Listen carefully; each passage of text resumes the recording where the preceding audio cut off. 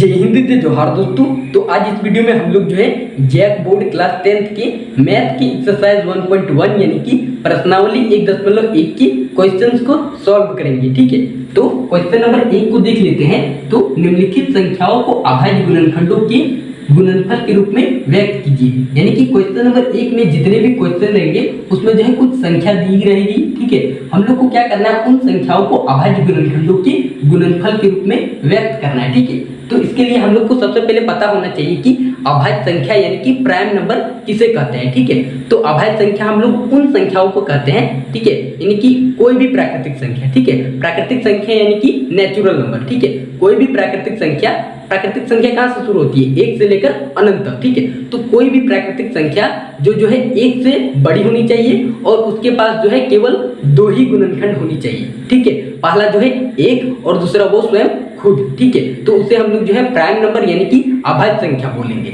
ठीक है, जैसे कि एग्जांपल के तौर पे हम लोग देख लेते हैं। तो एग्जांपल पे हो जाएगा 2 और 2 जो है सबसे छोटी अभाज्य संख्या है। ठीक है, 2 अभाज्य संख्या इसलिए है क्योंकि इसके पास जो है केवल 2 ही गुणनखंड है, पहला 1 और दूसरा जो है 2 स्वयं खुद। ठीक है, उसके बाद 2 के बाद जो है 3 जो है एक अभाज्य संख्या है क्योंकि इसके पास भी जो है केवल 2 ही गुणनखंड है, पहला जो है 1 और दूसरा ये स्वयं खुद। ठीक है, उसके बाद जो है 2 के बाद 3 और 4 जो है एक अभाज्य संख्या नहीं है क्योंकि इसके पास जो है एक गुणनखंड तो 1 है, उसके बाद एक गुणनखंड ये स्वयं खुद 4 है, उसके बाद इसके पास और एक गुणनखंड है क्या, 2।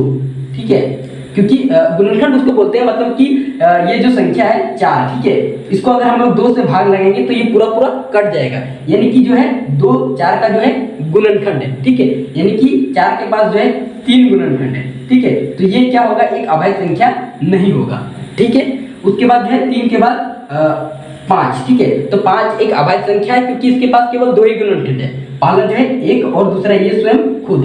5 के बाद जो है 6 एक अभाज्य संख्या नहीं है। ठीक है, 7 जो है अभाज्य संख्या है। ठीक है, 8 नहीं है, 9 भी नहीं है, 10 भी नहीं है, 11 भी, हाँ 11 जो है एक अभाज्य संख्या है। ठीक है, तो यहाँ पर जो है 11 एक अभाज्य संख्या है, उसके बाद 12 भी नहीं है, 13 एक जो है अभाज्य संख्या है।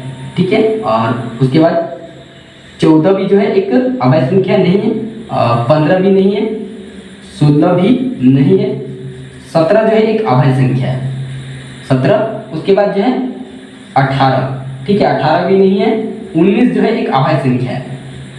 ठीक है, 19। उसके बाद जो है 20 भी जो है नहीं है, 21 भी नहीं है, 22 भी नहीं है और 23 जो है एक अभाज्य संख्या है। ठीक है, तो इतना जो है काफी है आप लोगों के लिए। ठीक है, ETC। ठीक है, तो अभाज्य संख्या यानी प्राइम नंबर हम लोग उसको बोलते हैं कोई भी प्राकृतिक संख्या 1 से बड़ी होनी चाहिए और उसके पास केवल 2 गुणनखंड होने चाहिए। ठीक है, पहला 1 और दूसरा वो स्वयं खुद, तो उसे हम लोग जो है अभाज्य संख्या बोलेंगे। ठीक है, तो अब देखिए हम लोग जो है क्वेश्चन को सॉल्व करके देखते हैं। ठीक है, तो क्वेश्चन नंबर 1 है 140 को हम लोग जो है अभाज्य गुणनखंडों के गुणनफल के रूप में व्यक्त करना है। ठीक है, तो 140 को हम लोग सबसे पहले क्या करेंगे, इस टाइप से लिखेंगे 140 और 2 लाइन खींचेंगे, उसके बाद जो है इसको भाग लगाएंगे और उस संख्या से भाग लगाएंगे, यानी कि उस अभाज्य संख्या से भाग लगाएंगे जितना भी यहाँ पर अभाज्य संख्या दिया गया है, इसी का यूज करेंगे। ठीक है, इससे आगे भी यूज हो सकता है लेकिन हमको लगता है कि इससे आगे और यूज नहीं होगा। ठीक है, इसलिए इतना नोट कर दिए। ठीक है, तो अभाज्य संख्या क्यों यूज करना है और उसी से भाग लगाना है और उस अभाज्य संख्या से भाग लगाना है जिससे जो है ये संख्या पूरा पूरा कटना चाहिए। ठीक है, यानी 140 से सबसे पहले हम लोग जो है 2 का यूज करेंगे, छोटे से जाएंगे बड़े तक। ठीक है, तो 2 से भाग लगाएंगे 140 को, तो ये देखिए कट जाएगा कितना बार में, 70 बार में। ठीक है, 70 दूनी 140 हो जाएगा। फिर जो है 2 से भाग लगाएंगे तो 35 दूनी 70 हो जाएगा। ठीक है, उसके बाद फिर जो है 2 से भाग नहीं लगेगा 35, तो 3 का यूज करेंगे, 3 से भी भाग नहीं लगेगा तब 5 पे आएंगे। ठीक है, तो 5 से लगाएंगे तो 5 सते 35 हो जाएगा। ठीक है, 5 सते 35 हो जाएगा। तो 140 जो है हम लोग इस प्रकार से, क्योंकि 7 जो है अभाज्य संख्या है तो यहीं पर आप रुक जाएंगे और भाग नहीं लगाएंगे। ठीक है, तो 140 को हम लोग क्या लिख सकते हैं, 2। ठीक है, 1 2 गुने 2 गुने 5 गुने 7, जितना भी अभाज्य संख्या आया है उसको यहाँ पर लिख देना है। ठीक है, तो 2 गुने 2 गुने 5 गुने 7। अब इसको हम लोग जो है शॉर्ट फॉर्म में लिख सकते हैं, किस प्रकार से, क्योंकि 2 गुने 2 को हम लोग 2 का पावर 2 लिख सकते हैं, यानी 2 का स्क्वायर लिख सकते हैं। 2 गुने 2 की जगह हम लोग जो है 2 का स्क्वायर लिख देंगे और गुने 5 गुने 7, तो 140 इक्वल टू हो जाएगा 2 का पावर में 2 इन 2 का स्क्वायर इंटू 5 इंटू 7। ठीक है, तो 140 को हम लोग जो है अभाज्य गुणनखंडों के गुणनफल के रूप में इस प्रकार से व्यक्त कर लिए। ठीक है, अब जो है हम लोग क्वेश्चन नंबर 2 को देखेंगे। ठीक है, उसके बाद हम लोग जो है क्वेश्चन नंबर 1 के क्वेश्चन नंबर 2 को देख लेते हैं। ठीक है, तो क्वेश्चन नंबर 2 में हम लोग को जो है 156 को अभाज्य गुणनखंडों के गुणनफल के रूप में व्यक्त करना है। ठीक है, तो हम लोग जो है फिर से अभाज्य संख्या का यूज करेंगे और अभाज्य संख्या क्या क्या था, 2, 3, 5, 7, 11, 13 और आगे इस प्रकार से था। ठीक है, तो सबसे पहले हम लोग 2 का यूज करेंगे और 2 को जो है यूज करेंगे और 156 को 2 से भाग लगा के देखेंगे। ठीक है, तो 156 को 2 से भाग लगाएंगे तो ये पूरा पूरी कट जाएगा। कटने के बाद जो है 78 आएगा। ठीक है, 78 आएगा। फिर से हम लोग जो है 2 का यूज करेंगे और फिर से जो है 2 से भाग लगाएंगे 78 को, तो फिर से जो है ये कट जाएगा और कटने के बाद जो है 39 आएगा। ठीक है, फिर से हम लोग 2 का यूज करेंगे तो 2 से जो है 39 भाग नहीं लगेगा। ठीक है, तो हम लोग जो है अब 2 के स्थान पर आगे बढ़ेंगे, 3 की ओर आएंगे। ठीक है, तो 3 का यूज करेंगे तो 3 से जो है 39 कट जाएगा और 13 तिया 39 यानी कि 3 से जो है 39 13 बार में कट जाएगा। ठीक है, अब हम लोग जो है यहाँ पर रुक जाएंगे क्योंकि 13 एक अभाज्य संख्या है, तो आगे हम लोग जो है और भाग नहीं लगाएंगे। ठीक है, तो उसके बाद हम लोग लिखेंगे 156 का अभाज्य गुणनखंड 156 इक्वल टू 2 गुने 2 गुने 3 गुने 13। ठीक है, 2 गुने 2 गुने 3 गुने 13। और इसको अगर हम लोग शॉर्ट फॉर्म में लिखना चाहे तो 2 गुने 2 को 2 का स्क्वायर लिख देंगे गुने 3 गुने 13। ठीक है, इस प्रकार से यहाँ पर लिख देंगे। और अगर आपको जो है एग्जाम में चूंकि दिया जाए 1 नंबर में, ठीक है, ऑब्जेक्टिव टाइप में दिया जाए, तो आप लोग को जो है जैसे भी आप चाहे रफली इसको सॉल्व कर लीजिएगा और उसके बाद डायरेक्टली आप लोग देख लीजिएगा 156 में जो है जहां पर 2 गुने 2 गुने 3 गुने 13 या फिर 2 का स्क्वायर गुने 3 गुने 13 जहां पर होगा वहां पर टिक लगा दीजिएगा या फिर जो भी है कर दीजिएगा। ठीक है, लेकिन अगर आपको जो है 2 नंबर या फिर 3 नंबर के क्वेश्चन में आ जाए, ठीक है, 2 मार्क्स या 3 मार्क्स का क्वेश्चन में आ जाए, तो आप लोग को इस टाइप से पूरा सॉल्व करना होगा कि 156 को जो है इस टाइप से हम लोग सॉल्व करेंगे। उसके बाद लिखेंगे 156 का अभाज्य गुणनखंड यानी कि 156 इक्वल टू इस टाइप से पूरा लिखना होगा, तभी आपको 2 या 3 मार्क्स मिलेगा। ठीक है, तो इस टाइप से आपको सॉल्व करना रहेगा। ठीक है, तो बढ़ते हैं क्वेश्चन नंबर 3 की ओर। उसके बाद हम लोग जो है क्वेश्चन नंबर 1 के क्वेश्चन नंबर 3 को देख लेते हैं। ठीक है, तो क्वेश्चन नंबर 3 में क्या है, 3825 को हम लोग जो है अभाज्य गुणनखंडों के गुणनफल के रूप में व्यक्त करेंगे। ठीक है, तो अभाज्य संख्या क्या क्या था, 2, 3, उसके बाद जो है 5, 7 इस टाइप से आगे था। ठीक है, तो हम लोग चूंकि अगर भाग लगेंगे 3825 को 2 से तो ये भाग नहीं लगेगा। ठीक है, अब एक आइडिया दे देते हैं हम आपको कि 2 से कौन कौन संख्या भाग लगेगी। ठीक है, तो 2 से संख्या को भाग लगने के लिए जो है उसके लास्ट में जो है 2, 4, 6, 8 या फिर 0 आना चाहिए। ठीक है, तभी जो है वो संख्या 2 से भाग लगेगी। ठीक है, तो जैसा कि हम लोग यहाँ पर देख सकते हैं कि 3, 8, 2, 5 3825 में जो है लास्ट में 5 है। ठीक है, क्योंकि यहाँ पर जो है ये मेंशन नहीं है 5।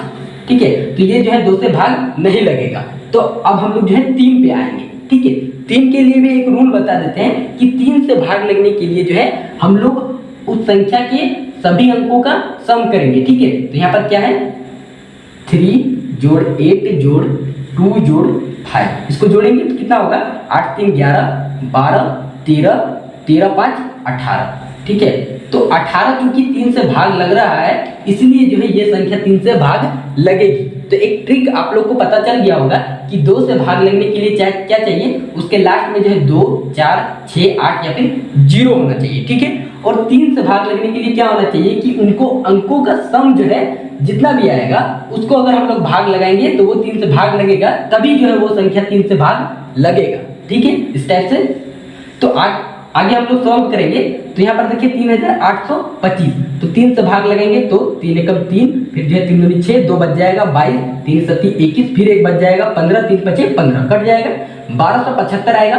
फिर इसको जो है चूंकि 2 से तो भाग लगेगा ही नहीं क्योंकि शुरू में नहीं लगा है। ठीक है, तो फिर से 3 से भाग लगाएंगे तो 3 4 12 और यहाँ 7 है। ठीक है, तो 3 दूनी 6, हाथ में 1 बचा 7, फिर यहाँ 1 लगाएंगे 15 हो जाएगा, 3 पचे 15, तो 425 बचेगा। ठीक है, और 425 चूंकि 3 से भाग नहीं लगेगा, एक बार हम लोग देख लेते हैं। तो 425 में क्या होगा, 4 जोड़ 2 जोड़ 5, 5 2 7 4 11 आ रहा है, 11 3 से भाग नहीं लगता है तो 425 भी 3 से भाग नहीं लगेगा। ठीक है, तो अब जो है 5 से भाग लगेंगे, और 5 से भाग लगने का भी ट्रिक है कि 5 से भाग लगने के लिए जो है उसके लास्ट में या तो 5 होना चाहिए या तो 0 होना चाहिए, ठीक है। किसी भी संख्या के अंतिम अंक में अगर 5 या 0 हो जाए तो वो संख्या जो है 5 से भाग लग जाएगी, ठीक है।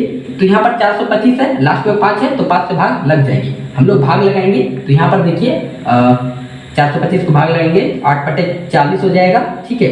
2 बचेगा हाथ में, 25 5 25, यानी 5 से जब 425 को भाग लगाएंगे तो 85 आएगा, ठीक है।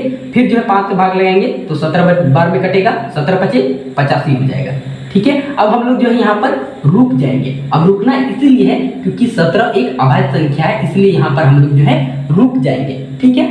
तो उसके बाद चूंकि 3825 को हम लोग जो है अभाज्य गुणनखंड के रूप में लिखना है, तो 3825 क्या क्या आएगा, 3 गुने 3 गुने 5 गुने 5 गुने 17, 3 गुने 3 गुने 5 गुने यहाँ पर और एक 5 हो गुने 5 गुने 17। इसको क्या लिख सकते हैं हम लोग, 3 का स्क्वायर गुने 5 का स्क्वायर गुने 17। इस टाइप से हम लोग जो इसको लिख सकते हैं। तो आगे बढ़ते हैं क्वेश्चन नंबर 4 की ओर, ठीक है। तो उसके बाद हम लोग जो है क्वेश्चन नंबर 4 को सॉल्व कर लेते हैं, ठीक है। तो क्वेश्चन नंबर 4 में क्या है, 5005 दिया हुआ है, ठीक है।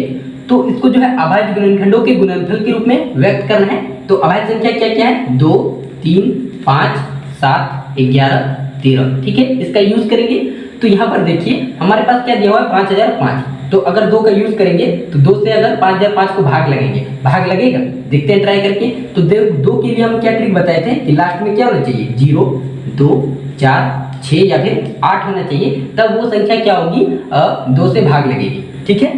तो यहाँ पर देखिए लास्ट में क्या है, 5 है, तो ये क्या होगा, ये जो संख्या है ये 2 से भाग नहीं लगेगी, और आगे भी 2 का यूज नहीं होगा, ठीक है। आगे आते हैं हम लोग 3 पे। 3 के लिए क्या ट्रिक था कि अंकों का योग जो है 3 से भाग लगना चाहिए, यानी अगर इसका सम करेंगे अंकों का तो क्या होगा, 5 जोड़ 0 जोड़ 0 जोड़ 5, 5 5 10, 10 चूंकि 3 से भाग नहीं लगता है तो ये भी जो संख्या है 3 से भाग नहीं लगेगी, 3 का भी यूज खत्म हो गया, ठीक है। अब आते हैं 5 पे। तो चूंकि 5 का नियम क्या था कि लास्ट में 0 या फिर 5 होना चाहिए, 5 तो है ही, 5 से भाग लग जाएगा, 5 से भाग लगेंगे तो भाग लगेगा, 5 एकम 5, ये 0 0 उतरा, 5 एकम 5 1001 हो गया, ठीक है।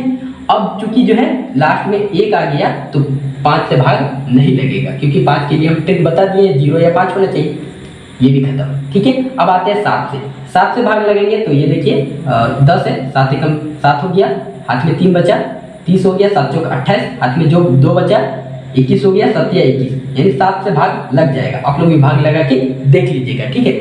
उसके बाद आते हैं 143 हो गया। अब जो आगे ये 7 से भाग नहीं लगेगा तो इसका भी यूज खत्म हो जाएगा। 11 पे आएंगे, ठीक है, और 11 से भाग लगाएंगे तो ये 143 जो है 11 से भाग लगेगा, 11 एकम 11, 12 13 14, ठीक है, 3 बचा यानी 33, 11 तिया 33, ठीक है। तो ये जो है 13 बार में कट जाएगा, ठीक है। 143 जो है 11 से भाग लगेगा 13 बार में, ठीक है। अब उसके बाद चूंकि हम लोग यहाँ रुक जाना है, अब रुकना इसीलिए है क्योंकि 13 भी एक क्या है, अभाज्य संख्या है, ठीक है। अब आगे हम लोग जो है 5005 का अभाज्य गुणनखंड लिखेंगे। 5005 इक्वल टू 5 गुने 7 गुने 11 गुने 13, 5 गुने 7 गुने 11 गुने 13, ये जो है इसका अभाज्य गुणनखंड हो जाएगा, ये इसका आंसर हो जाएगा, ठीक है। तो इस टाइप से हम लोग जो है इसको कैलकुलेट कर लेंगे। तो आगे जो है क्वेश्चन नंबर 5 की ओर बढ़ते हैं, ठीक है। तो उसके बाद हम लोग जो है क्वेश्चन नंबर 1 के क्वेश्चन नंबर 5 को देख लेते हैं, ठीक है। तो यहाँ पर हम लोग को दिया हुआ है 7429 को जो है अभाज्य गुणनखंडों के गुणनफल के रूप में व्यक्त करना है, ठीक है। तो यहाँ पर हम लोग जब इसको सॉल्व करेंगे तो थोड़ा सा जो है कॉम्प्लिकेटेड होगा, क्योंकि यहाँ पर जो है अभाज्य संख्या 2 3 5 7, उसके बाद 11, उसके बाद 13, ठीक है, इतना का यूज ही नहीं होगा, ठीक है। डायरेक्ट जो है 17, उसके बाद 19, उसके बाद जो है 23 पे आ जाएगा, ठीक है। चूंकि यहाँ पर हम लोग देख सकते हैं कि लास्ट में जो है ये 9 है, और चूंकि 2 से भाग लगने के लिए क्या चाहिए उसके लास्ट में, सम संख्या या फिर 0 चाहिए, ठीक है। तो है ही नहीं तो 2 से तो भाग ही नहीं लगेगा। 3 के लिए क्या है, अंकों का योग 3 से भाग लगना चाहिए, 7 4 11, 12 13, 13 9 22, ठीक है। 22 जो है 3 से भाग नहीं लगता है तो ये जो है 3 से भाग नहीं लगेगा। 5 के लिए क्या है, लास्ट में 0 या फिर 5 होना चाहिए, नहीं है लास्ट में 0 या 5 तो भी जो है 5 से भाग नहीं लगेगा। 7 के लिए डायरेक्ट जो है भाग लगा के देख लीजिएगा, नहीं लगेगा। 11 से जो है भाग लगा के देखिएगा, नहीं लगेगा। उसके लिए भी ट्रिक है लेकिन बहुत लंबा हो जाएगा ट्रिक, उतना याद रखेंगे। तो 13 से भी भाग लगा के देखेंगे, नहीं लगेगा, पढ़ा याद रखना होगा कम से कम 20 तक, ठीक है।